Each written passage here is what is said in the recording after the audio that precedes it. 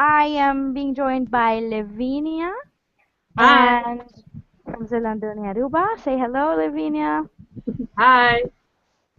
You can wave, everybody can see you. And of course, me, Bethsarim from Kutzveld from RockYourPower.com and Arawak Moms. We are actually working together on Arawak Moms and as well as on our own businesses. And we want to bring more information to you about how to use essential oils and how to distinguish a good oil from a bad one. And this is especially because a lot of people are excited about learning that oils are good for you, but then they're very shocked and taken aback that a bottle might cost $50, $90, depending on the kind of oil and plant that you're talking about. And so Lavinia and I were brainstorming and we thought, well, let's talk about this. So um, many of you may not know, but Lavinia is a massage therapist. She's a nurse, she's a herbologist, and she's also an aromatherapist. So she's certified in all those different fields. And she's going to share a little bit about the science behind why oils, cost the way they cost and how to know what a good oil is, what you expect that is in an oil and an essential oil. And I'm going to share user experience because I've been using essential oils for practically 2 years, and I could share some experiences of when I was skimping and buying the cheapest oil I could find or whatever I could find just for the nice smell and the hard lessons I learned. So I'm gonna give the floor to Lavinia. I'm just gonna ask her a couple of questions, and she's gonna give us some answers. So I'm gonna put her in a video first, so you can see her while she talks, and you'll hear my questions. So how about you tell us what you do, Lavinia? Well, as you said in the introduction, I'm a registered nurse, and I've been a nurse for about 7 years. Um, and with my nurse certification, I also have my herbology certification and my aromatherapist and massage therapist. I like knowing a little bit of everything. And, well, just recently I started trying out a new business, doing things on my own, and it's very much based on essential oils and making different things with it, and the medical side of essential oils, actually, Okay, instead so of just the diet. when you were talking to me, you were sharing with me that sometimes people don't realize that the oil they choose can actually affect the results when you use aromatherapy and when you use it for health benefits or for the wellness. So can you share a little bit about that? Um, well, did I understand your question correctly? You're asking me about storage? No, I guess the sound wasn't so great. No, what I was saying, you were sharing with me that there's a difference between, when you use your oils just for aromatherapy and for wellness, that helps your body. There's a big difference, and also, for it to have effects other than just smelling good. So you were sharing, can you Yeah, share a little bit about that? indeed. There's a bit of a misconception of what essential oils really are, because you have essential oils that can only be therapeutic grade, and you have aromatic oils which only have a scent.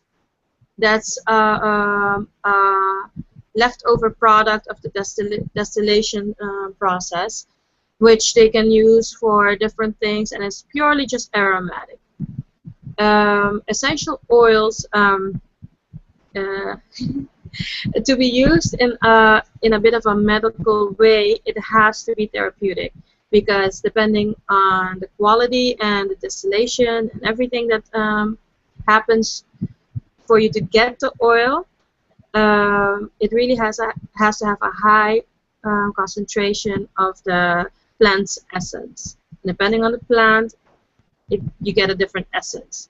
And that's what you want in an essential oil. You want the essence of the plant, the healing factors of the plant, the things that actually make a reaction in your body. Aromatic waters, aromatic oils are purely just scent. Yes, the scent can activate certain memories, because the sense of smell is very, very powerful in different ways.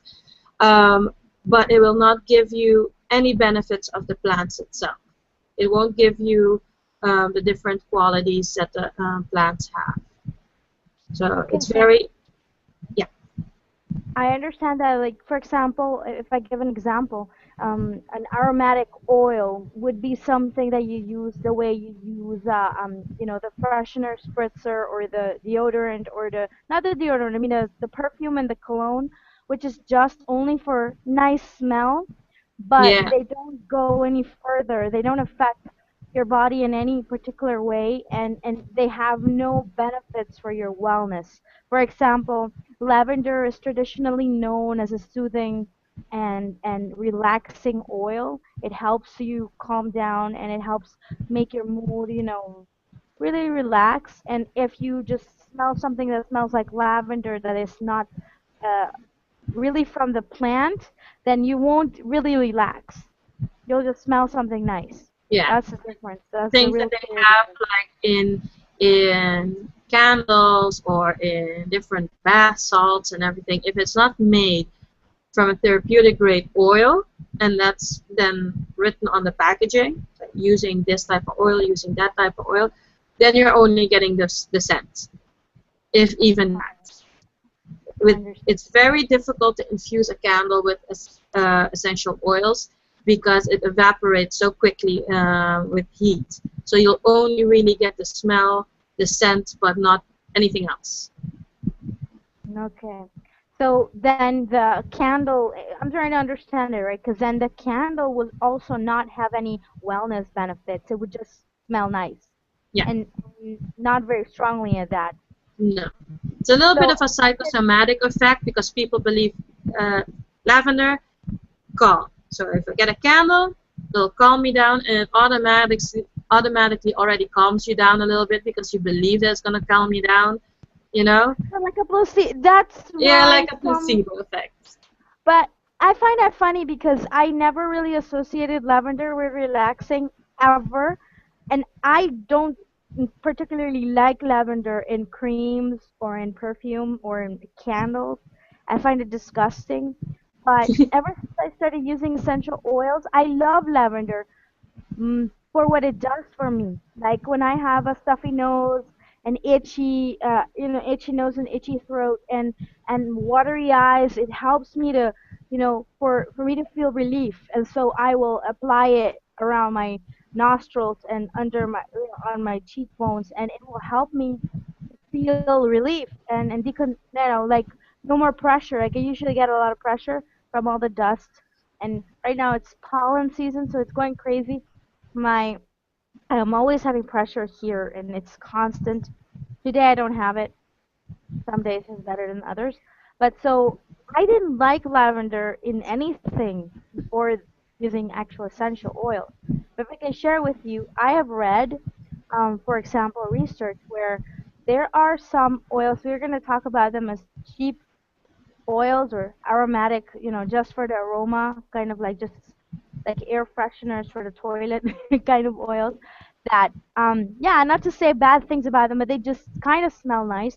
But the smell, the scent is actually not distilled from the plant, but it's a chemical, because research chemicals There's smells like lavender supposedly, but it's a chemical. Um, I wonder for myself when I read that I was like, okay, I have to be careful because not because it smells like a plant is it natural, and yeah. then not because it smells like a plant is it safe, which is what a lot of people don't understand. Just like you're putting certain creams that are laden with parabens and dyes and preservatives, fragrances are also chemicals. So if you buy something that has fragrances, then you're also putting chemicals in your body, and that's what people have to watch out with. Well, Um, we should probably make a bit of a distinction because everything is a chemical basically, but let's say harmful chemicals or synthetic. Would or you, synthetic chemicals. because synthetic is like not appearing in nature, then it is more likely to harm your body.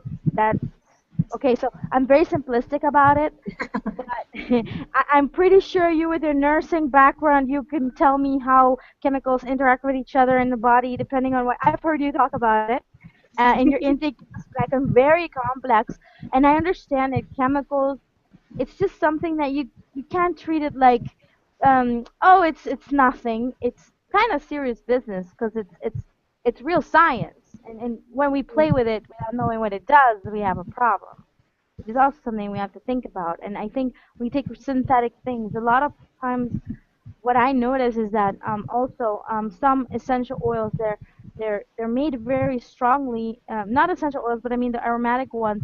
They smell very strong, and it's so strong that it can cause headaches. That's what I experienced because I bought. I had a friend or offer me buy some oils for me, and I was like pregnant, puking. I didn't have time, so I said, "Sure, just send me the bill and bring me the products." And when I got them, I was disappointed because it said in the back for external use only. And so I realized that I couldn't really use it for much because if it's for external use only, it could be mixed with alcohol. It could be mixed with other things that aren't exactly safe to put inside your body. And then that's one thing you also look if you're interested in an oil, if you want to use it for wellness and for well-being and for the benefits of the plant, then you need to look at whether it's therapeutic or if it is actually just or for external use only or for burners or for just giving the toilet some scent. I like to say that. Yeah. There's basically 4 factors that make a good oil, Hmm. and we have to go back to the actual plant. Um, the first one is location. You cannot get an oil that has harvested plants in an area that it's not its indigenous place, its indigenous area, because the chemical reactions in plants, the way they grow, the way they absorb nutrients, is so complex that you go 100 feet away and you'll have completely different properties to a plant. Some plants can grow everywhere and they'll maintain the same balance of chemicals, balance of nutrients in the organism. But some plants don't. Some plants are very sensitive and they really need to grow in a certain place to be able to have all the things that we want in an oil. So that's very important. If you see an oil, for example, that has a rose essential oil, one of the most expensive oils out there, and you see on it it's been cultivated in, let's say, Russia. Russia is a bad example. Uh, Aruba. Aruba.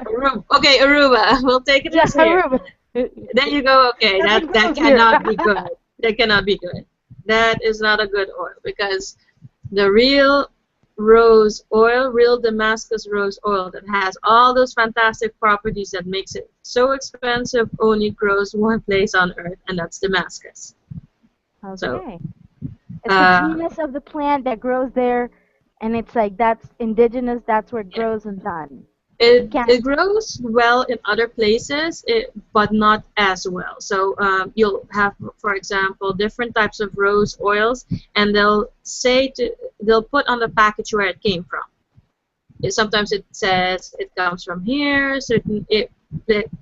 Spots in Asia grow roses very well too, but it's not the Damascus rose. So they have to write down on the labeling this from another place. And you'll get a good oil if it comes from Asia. I'm not saying it's like the worst one, but it's not gonna be the perfect one that's Mm, practically worth its weight in gold.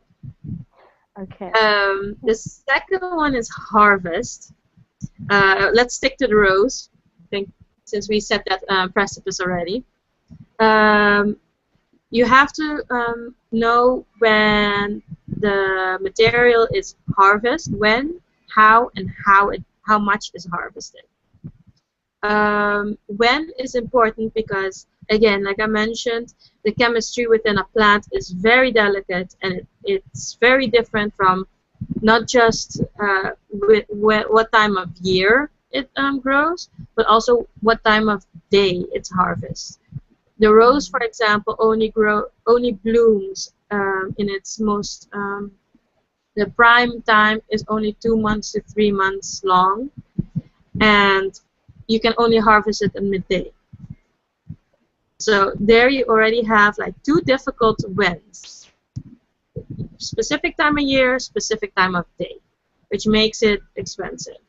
How is also very telling, because sticking with the rose cannot be harvested by machines.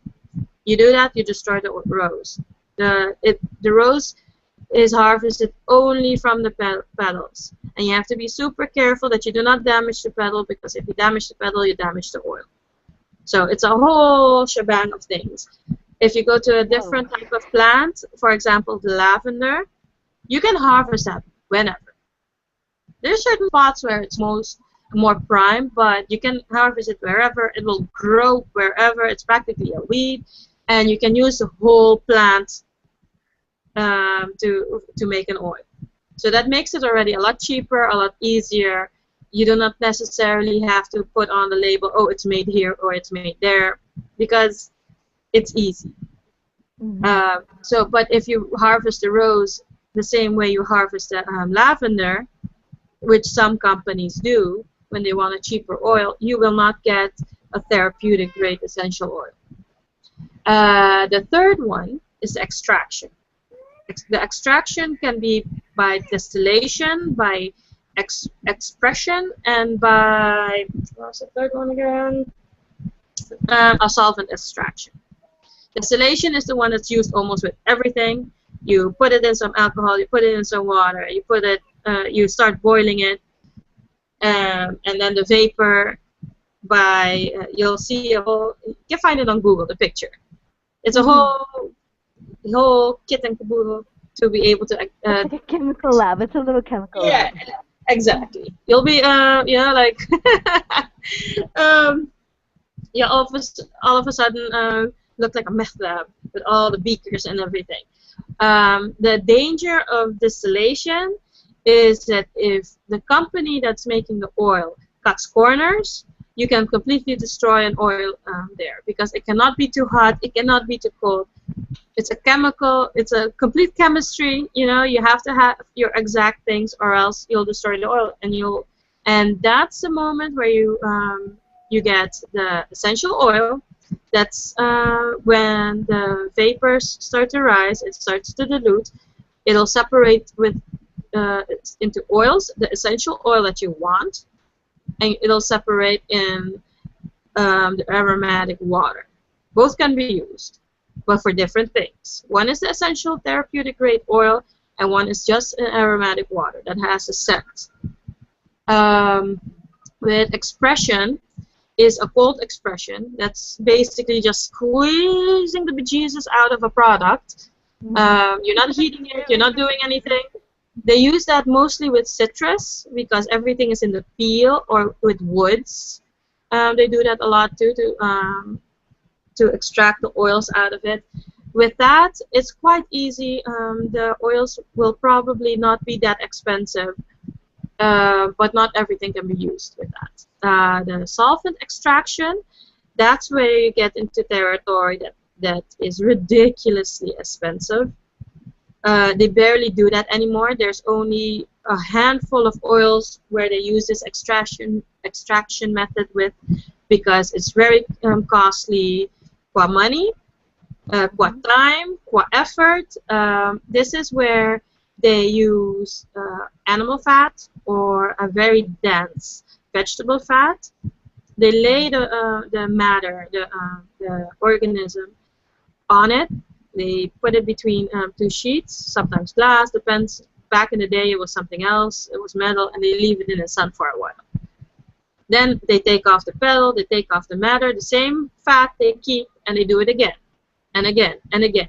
So sometimes it takes a year just to get like 5 milliliters of oil that way, when they start extracting and washing the oil. Because they wash the oil with alcohol, and then it separates into the oil and into a pomade. A pomade is like what people like to use for like their hair and stuff like that. But the oil is, that's why it used to be back in the ancient times, they say like, oh my God, oils are so expensive. Like, yes, because it takes like a whole village just to make 5 milliliters. The so you can imagine like rose petal for rose petal on those sheets. It's crazy. They still use that for Mhm. tuberose and for jasmine. That's why jasmine is one of also very expensive. And the other one was? And the last one is storage. You will never get a good oil in a clear bottle. Yeah. And you know how many of those I've seen on eBay? Ooh, a Exactly. lot. If Mhm. it's in a clear bottle, it's not an essential oil. Or if somebody made a mistake and did all the three steps perfectly and then put it in a clear bottle, he ruined his like super expensive oil. The only type of bottles that essential oils can be stored in are brown, green, and blue bottles. And it has to be dense. It can't be like a light, nice, peaceful green or blue. It has to be a dense color. Mhm. You can see the liquid in it, but you won't be able to see a color. You can barely distinct it because Mhm. everything in that little bottle is so sensitive to light, to air, to everything. That's why it has to be capped very well that it can evaporate and all the good stuff just gets out of there. So if you see a pink, a yellow, a clear bottle, stay away. That's not Yeah. gonna be a good oil. And those are the Okay, so four main things that you really have to. those are very informative things. See, I've been using oils for a while and I didn't even know that. I'm just glad that I followed a little bit of a crowd of people who are nurses as well. So a nurse got me into essential oils. I just followed someone who knew her shit. I'm sorry, her stuff. Me, And yeah, like you. And we also talk a lot of times about it, but basically that's why it's so important to make a good choice. Decide why it is that you're going to use essential oils. Look, it's nice if you use it for aroma, just to smell good. That's a nice thing, but you're actually missing out on the real value of what an essential oil can do for you. yeah, For me, different things, healing, wrong word, but I mean, I get a scar, it's all ugly, jagged. I put the oil, frankincense, repeatedly until the wart is gone and the jagged edges are completely softened. So, you can't do that with, something that just spritz in the air to smell good. yeah. I had one last question for you, but I can't remember what it was. Well, So when I remember, I I'll ask got you. something for you though. Okay. How can you tell Yes. when an oil is good? Some Okay. people So have sensitive noses and can tell from, oh no, there's a lot of stuff in there. That's not good. But not everybody has no. that. If you want to go big, you need a gas chromatography analysis kind of thing, and that's a whole machine that like evaporates it and then goes and sees what exactly is in the oil, and then there's a car on your on your shoulder. Then you Oh can yeah. tell what all is in it, and then you say like, hey, that's not supposed to be in it. But not everybody has that in their backyard or basement. An That's easy true. test, but it's not foolproof, is the blot test.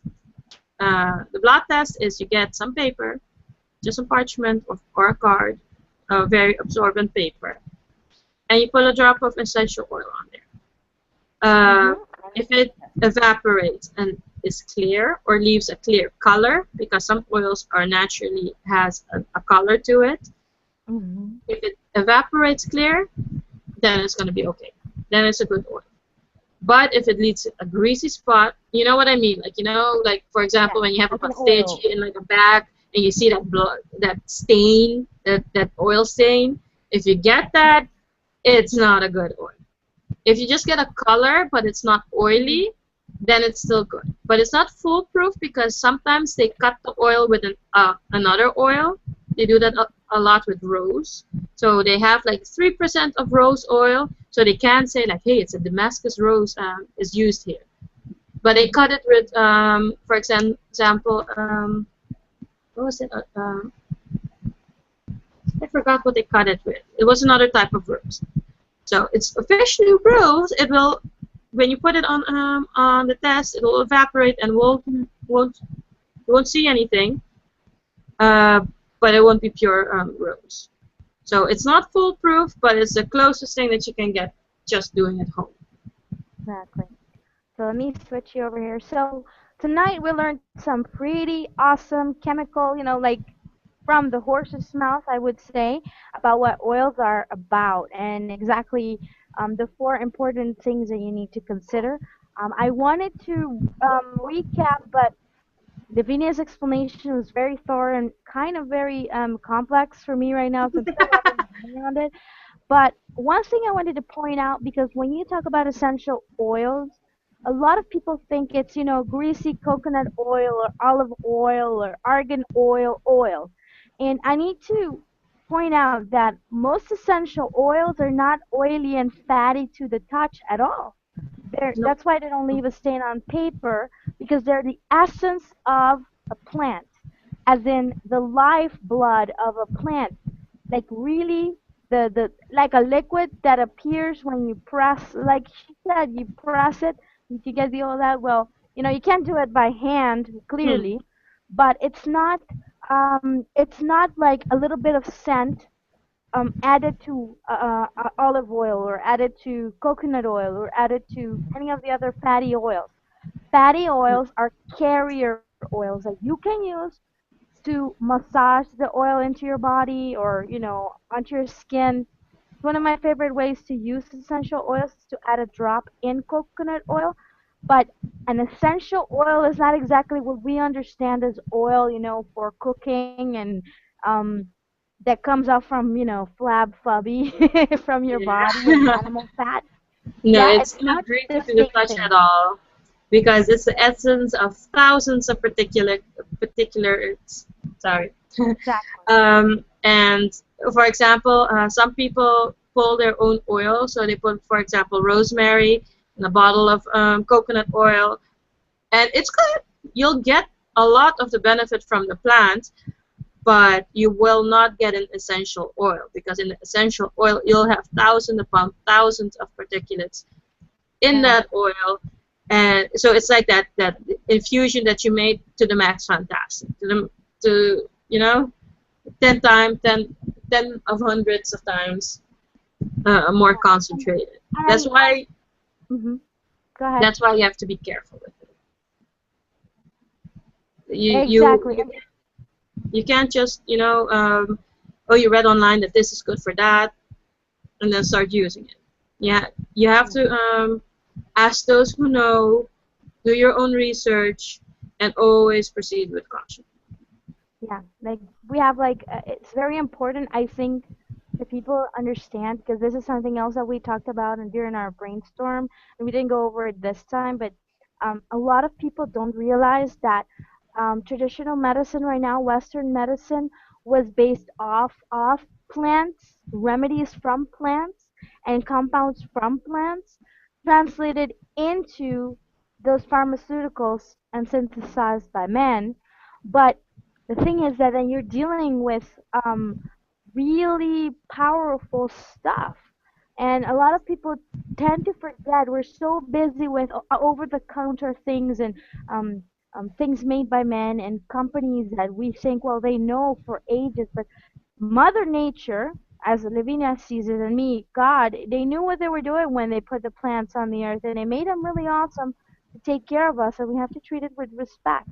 And I think that's one thing that a lot of people don't understand, and then they belittle it, and they go, "Oh, it's just a piece of plant from shrub from the woods, and it's not that great, but or it's not that powerful. It is, and we have to treat it with that kind of respect and be careful how we use it and make sure we use something that's really helpful for us, because Yeah. another thing that a lot of people don't realize, and it's something just like pesticides that are put on our food get in our body.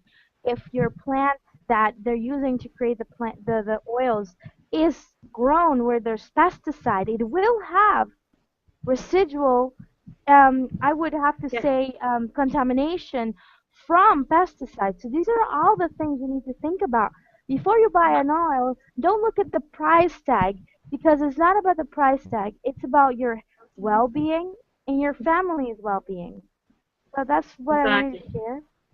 And I It think we completely had a true. very great talk today. We're going to continue doing this every week. So be on the lookout. There will be a page and a link in the description for those of you who see this video after the first time we went live. um, it was really great. Thank you, Lavinia, for your time. And if you want to like say a specific message where people can find you, I'm going to pop over and you can let us know where we can find you on Facebook. Okay, it's easy. Just type Zelandonia Aruba in the search bar and you'll find me. Okay, that's Zelandonia. Oh, I Yeah. thought it was Zelandonia. It can be it's there's no right pronunciation to it because it's taken off of a fantasy word. So Ah. written in a fantasy novel. Mm-hmm. It has its meaning, but that's a whole explanation. um, Next time, next so time. yeah, so everybody who reads it has a different way of pronouncing it. To me, it was Exactly. Zelandonia. To Albert, it's Zelandonia. So To me, it's it was Zelandonia until today. It's over. I'm breaking up with that word. I'm just gonna go Zelandonia. Um, these videos will be appearing on the babywearingmama.com and rockyourpower.com and also on Zelandonia Aruba and anywhere else we have accounts. So wherever you reach us, just put in a comment in the section below if you have any questions. We'd be excited to answer them as soon as they come in. Have a great night. Bye. Oh bye. wait, I'm not. My video's not on. Let me see. Have a great night. This morning in the seminar, I actually spoke without being on the video. Okay, bye. Bye.